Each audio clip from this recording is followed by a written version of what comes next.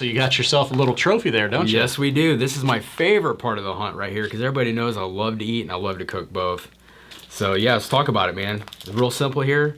It's frozen, so my hands are cold here. Straight out of the freezer, getting ready to cook some turkey and make some awesome videos on that.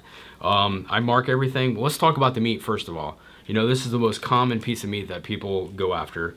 And one of the quick, simple tips that everybody needs to know is not just taking the meat out and cutting it and getting it cold. A lot of people would just put it in water or they'll just put it in salt water. You know, but one of the things that Chef Will taught us with all meat is adding baking soda to it. You know, because not only does that tenderize meat, it also draws a lot of blood out. But on turkeys, wild turkeys, there's not much fat on this at all. You know, so when you're cooking it, Chef Will is going to talk about that. You know, it's a very tender, great piece of meat. First thing we do, we soak it. And after it's soaked, I don't know, probably 6 to 8 hours is all you need, something like that. And then we vacuum seal them. You know, we put them in these food saver bags. And if you got tons of wild meat and you can't get to it right away, you're going to gain an extra year at least in the freezer by having it in a food saver bag. So we mark everything just because we kill so much stuff. But in all seriousness, we do mark everything so we know. So I have turkey, Kansas 2019. And man, excited about our guest. We got Master Chef Will Kissel. And the guy knows his stuff, man. He's good. So we're excited to have him, and he's going to break down. We're going to do a bonus recipe on actually cooking this particular breast meat right here. Yeah, exactly. One more thing real quick. Yeah. Like you mentioned, you know, marking that on there so you don't end up with mystery meat a year later that you're not sure what it is. Right. Another tip you can do, too, on this is you can, if you don't have a vacuum sealer, get a big freezer Ziploc bag that you can just buy at any Walmart or, you know, any store like that.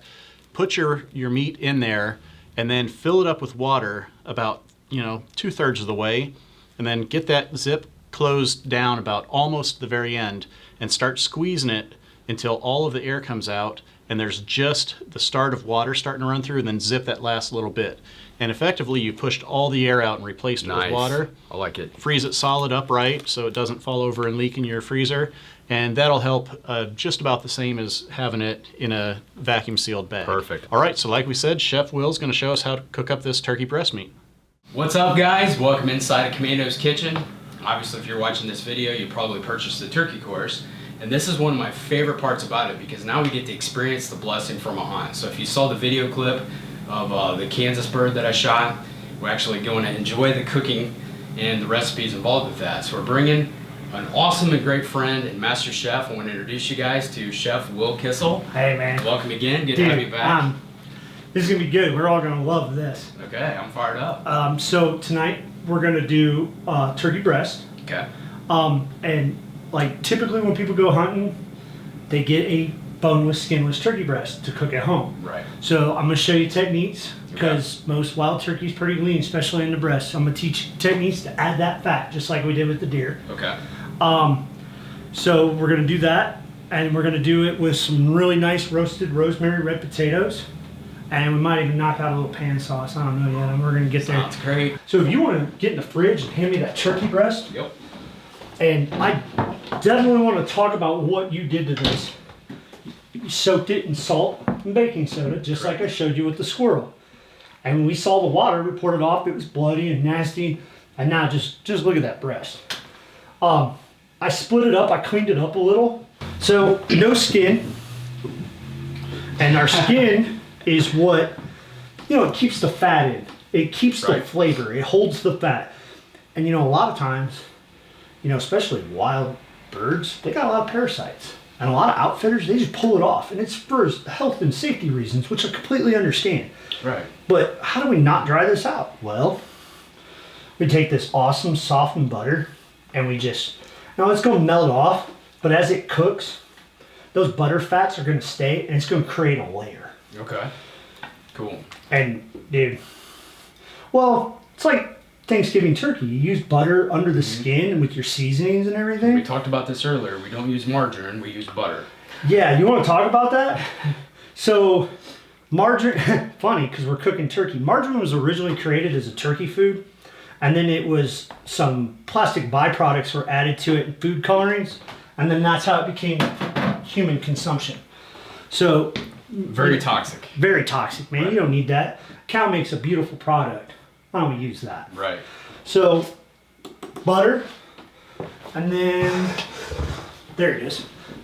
Everybody has this, or everybody can find it. It's one of my favorite seasonings in the world to use, Mrs. Dash. Mrs. Dash has got, this is salt-free, but it's got pepper, but it has dehydrated vegetables in it. It's got bell pepper, onion, garlic. There's parsley in here. They use bay leaves. So, and we're not gonna mess around, man. We're gonna be very liberal. It almost looks like a dry rub. And we're gonna put this on there, and this is gonna help create a layer that's gonna hold that fat in. And that's your turkey breast. So, like you said, 375. Because it's so lean, I'm looking at like 20 minutes. I'm gonna be checking it. Okay. And everybody's, cooking chicken, 168, 170 degrees. You gotta cook it well done. Absolutely. Even with turkey, a wild turkey, I would still cook it well done. Now, when you get your smaller game birds, like your pheasants, your quails, you can do those medium. Okay. Did you know that? No, I didn't. Best way to eat a quail, medium rare. Huh. It's delicious. It's not dried out. So we're gonna get him to medium well. Okay. But we're also gonna make sure he doesn't dry out. Okay. So coming right into the oven, in the middle of all that nice convection heat in there. And then we're gonna do our rosemary roasted potatoes. And if you guys look in here, I got whole rosemary in there. So what I did earlier, and you guys didn't get to see, this is how you buy it from the store. And what you're gonna do is you don't need to necessarily, like a lot of chefs and cooks will be like, well, to use your rosemary, you grab it by the top. That's an excellent demonstration. And then you pull Right. and clean your I stem. see that all the time. Okay, and that's great. And that's if I want to chop my rosemary. That rosemary, all I did, So you're looking to put those sprigs in there. I put the whole sprig because you're getting flavor from there. It's just like it's a member of the pine family. Okay. So you're gonna get some sap and some flavor. So what you do is you take it, you fold it in your hand, and then you rub it. Now smell that. That's in there that hasn't been really touched. And it smells like rosemary. We right? did just wash our hands, by the way. Yep. It smells like rosemary. Right. Smell that. It's stronger. 10 times different. So what I did is the heat from my hands and rubbing it and folding it, it releases all those oils because there's pine Yeah, I oil can in smell here. it. Yeah, it's Yeah, strong. you could Yeah, really yeah. smell it. So what I'm gonna do is this has been soaking in there. That rosemary's been broke up and just hanging out in there. I'm gonna throw a couple more sprigs in there because the rosemary with these roasted potatoes, once we get it going, just phenomenal.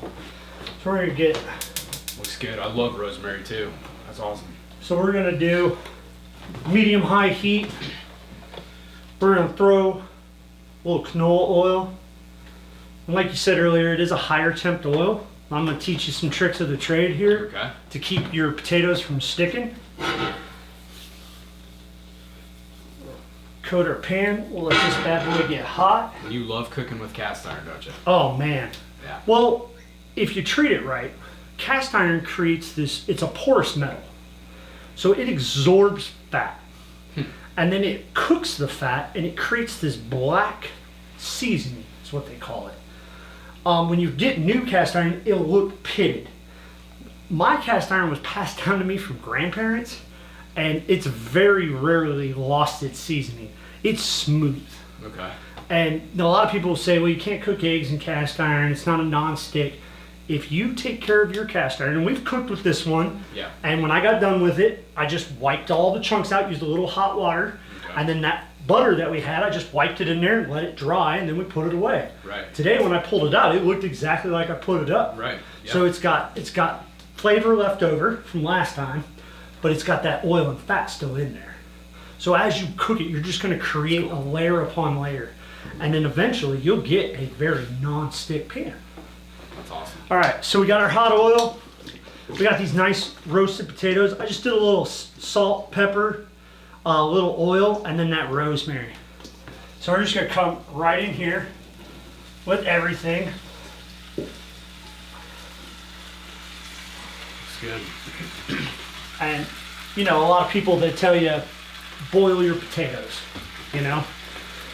And that's fine. I mean, you can poach or real quick steam them to get them soft. Okay. But if you cook, especially a smaller potato or a red potato is a smaller, tender potato. You can pan fry these with minimal liquid in them, and they'll soften up, tender, beautiful caramelization. And then once I get that hard popping, then I'm gonna pull my heat back a little. I'm gonna add a little beer. Okay. So I'm gonna get some flavors from that, and it's also gonna add liquid to keep it from sticking. Okay. So wire potatoes you are can use water or anything like that. Yeah, you can use water, just a little something to create a barrier. Okay. See how it plumped up? Oh yeah. Now, that guy's almost done too. Now, I'm a trained professional. I do this every day of my life. So I can take my finger and I can poke poultry and I can tell you if it's about done. Okay. I highly recommend use the thermometer. Okay. So you make sure you're at like 165 to 170. Good point. That's good. Just to be safe. Now, like we talked about, you soak those in salt and baking soda. So that's going to take care of your parasites and your nastiness. Right. But there might be some bacteria in there somewhere. Yeah, so a lot of people would just use the water and the salt. But that baking soda is a huge component. Yeah, huge. And it helps pull that out. The salt will kill, the saline will kill the stuff, but that baking soda pulls all that bad stuff out. That's awesome. So, cool. Man, it's just the flavors. So I got one of my... So much sizzling, it's getting loud in here. But that's good time, it's progress. I like it. Another thing I want to talk about. A lot of people will tell you, don't use metal. On metal on cast iron. Wrong. That a lot. Wrong. Okay. You want to use metal. Okay. Because I have a metal flat, like cooking spatula, you see in a kitchen. Yeah, for sure. And I use that to scrape so I can get all that nice caramelization to stick on whatever I'm cooking. Okay. I don't want it on my pan. I ain't gonna do nothing there. That flavor needs to come in here. Right. So it's not hurting your pan. It's really not. Especially when we're done, we're gonna rinse it, make sure it's oiled and dry. Okay. And then we're gonna build that up. I'm not taking anything off. My parents, they yell at me all the time. Every time I cook in cast iron, because I use metal utensils. They're like, what are you doing? You're gonna ruin it. No, I won't. Now, your newer non-stick pans, that'll ruin it. Because you're literally scraping that non-stick off with a metal utensil. Cast ain't got that. We talked about it. It's porous metal. Man, those, now look, they haven't even been in like 5 minutes, and they're already starting to soften up, and I can dimple them with a spoon. So, got that nice, you hear all that popping? Throw a little beer in there, add it, get a little steam started. I'm gonna cut it. I'm gonna see where we're at. Oh. That looks great. I don't know. Get you some of that. Juicy too. Let's just see.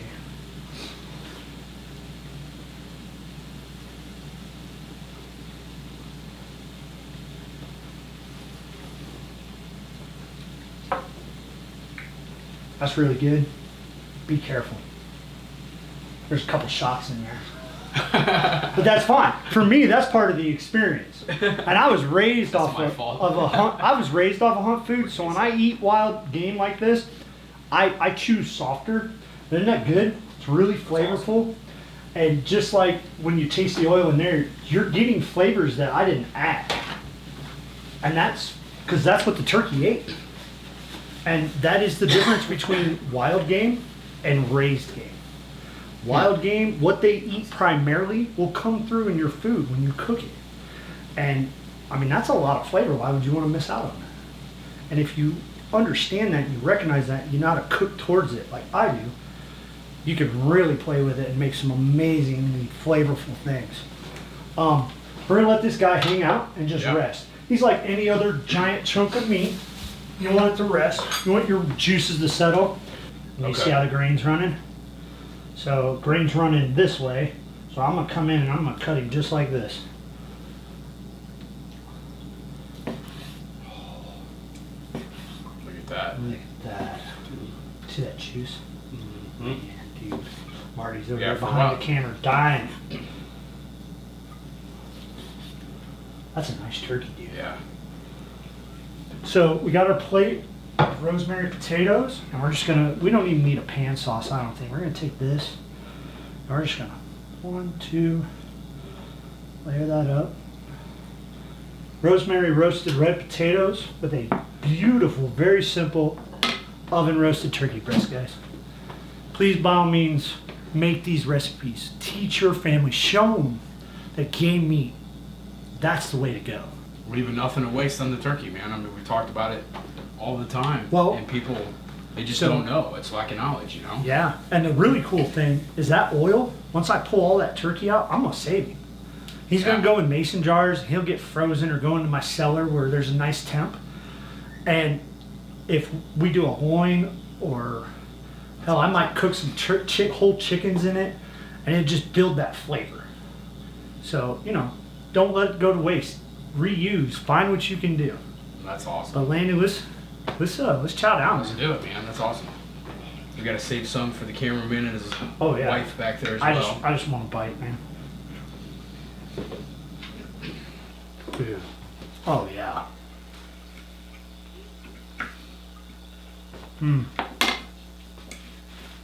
Now that's a turkey dinner. So juicy, man. Yeah, it's so good. Should give a little of that potato with that rosemary in there. There we go.